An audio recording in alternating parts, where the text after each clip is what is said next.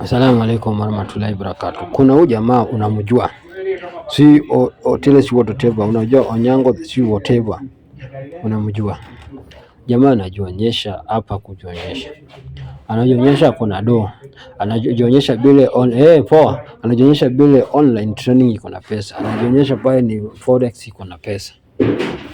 Tunauliza swali tu, unasema uko na do mpaka unaonyesha bile pesa uko nayo, na unaishi kwa apartment, unaishi kwa nyumba ya rent, hujajenga nyumba yako, hujajenga yako, hujakuwa kwako, unaishi kwa nyumba ya apartment. Nyumba wanasema block G3, hiyo si apartment. Wewe kama umenunua kwa mtu, hujajenga yako, unasema uko na do, unasema uko na do, na hiyo do yako hatuoni business gani unafanya? Hii forex unasema forex trade, na pia inaonekana siku hizi uko na nyasha. Kwani forex yako ni ya nyasha?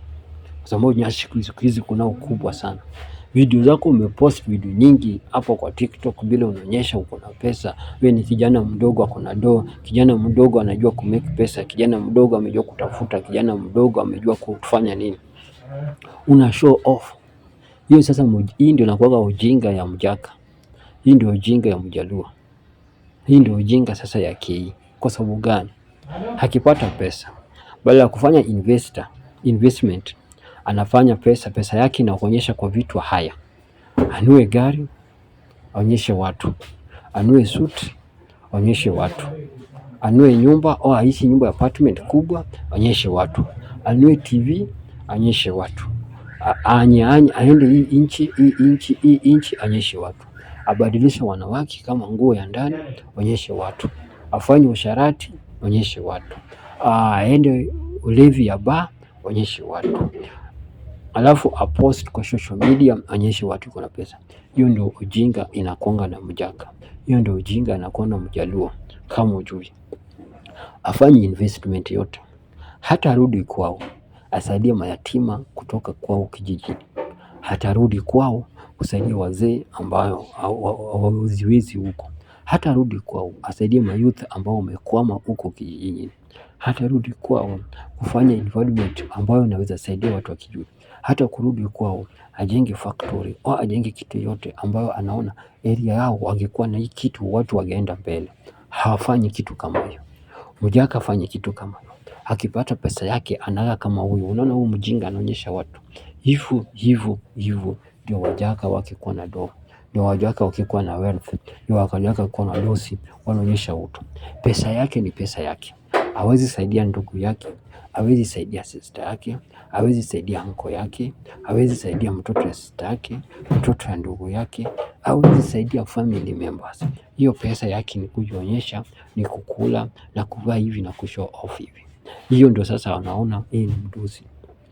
Nani aliwaambianga nyinyi ukikuwa na pesa lazima ujionyeshe umevaa suti, uko na gari, unaongea English? Nani alisema pesa nataka mdomo mingi? Nani aliwaambia pesa nataka kelele? Hii ndio sasa life ambayo Mjaka ambao ako na pesa anafanya. Wanawake inakuwa kama nguo. Wanawake inakuwa kama business. Wanawake inakuwa kama kampuni. Wanawake inakuwa kama factory. Wanawake inakuwa kama maendeleo. Wanawake ndio inakuwa achievement wao.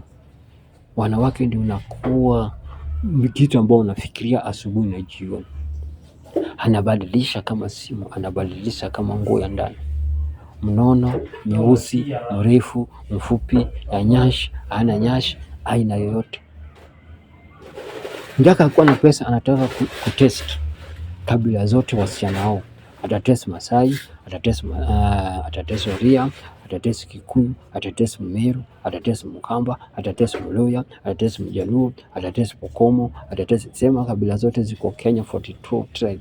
Mjaka akipekwa na do, anaweka list anataka kulala nao wote ili kuonyesha kuna do, ili kuonyesha amejua kugawa mapenzi, na kumbe si mapenzi anagawa umalaya.